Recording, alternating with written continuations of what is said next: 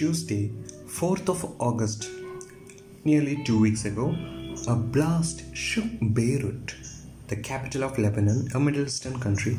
Soon enough, the video of the blast started circulating the internet all over the world, except in places where they have restriction like in China and North Korea. So, the first question that probably might have come to many of our minds is that what were the chances of so many people shooting videos of that blast from different locations when in fact the blast was seconds long? It just took a few seconds for an entire area to incinerate into ashes. The answer is that there were not one but two blasts. After the first smaller blast, smoke started rising up from the building, after which many people tried to shoot, which was when the second blast happened. Speculations that this was a terror attack started revolving around the internet very soon. The official statement of the government was that a huge cache of ammonium nitrate, a component used in explosives, was stored in the blast site, nearly 2.75 kilotons, for over 6 years, which caught fire leading up to the blast. But how it caught fire is a question that's still not yet properly solved. So, while going through the news articles, there were two things that caught my eye. One was a specific line in a newspaper article regarding the blast that for the Lebanese, this was a shock for a country which was relatively peaceful after years of civil unrest and wars before. And the second thing that caught my eye was the mushroom cloud. The blast was estimated to be 1/5 the size of the nuclear blast that destroyed Hiroshima on August 6, 1945 by a US bomber.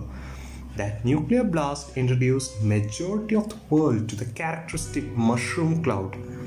The mushroom clouds are formed by nuclear explosions or any other powerful explosions, which can usually cause a huge and widespread damage.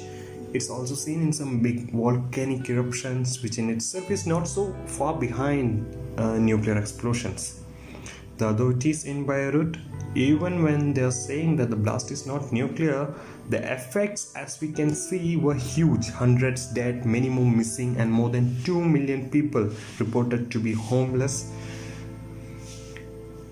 And on further searching for more, I came across the Wikipedia page on Beirut. On visiting the site, I saw Wikipedia asking for donations, apparently to keep the company floating in these difficult times. The first thing that came to my mind on seeing that advertisement was whether I should check why Wikipedia is asking for donations at this point of time on Wikipedia itself, or whether I should just Google it.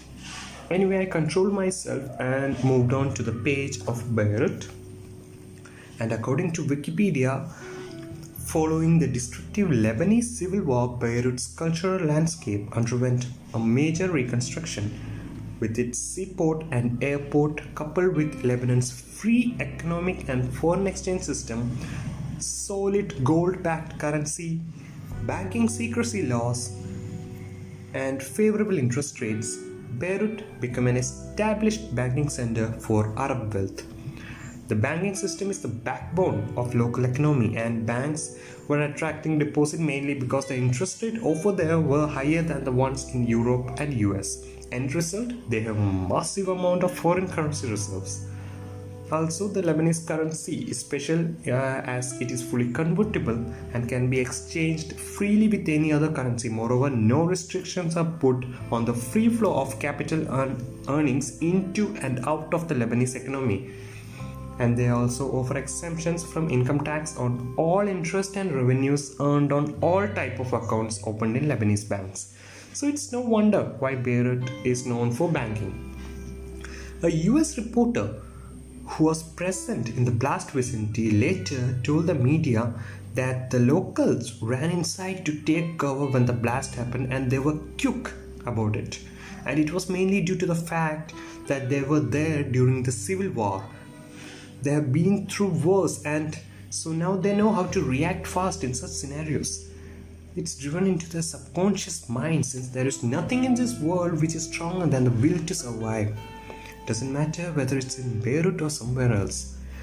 So today, in 2020, When nearly 500 years ago people were expecting futuristic cities, out of space travels, flying cars, robotic world, cure to all diseases, nearly immortality probably, and many more, we are still right now struggling with coronavirus and man's stupidity, one of which resulted in the Beirut blast.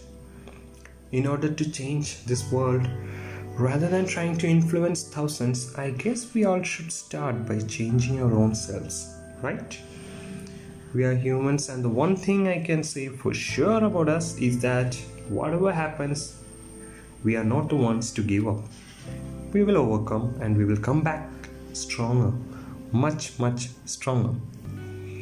Thank you all for listening. Till next time, have a great day.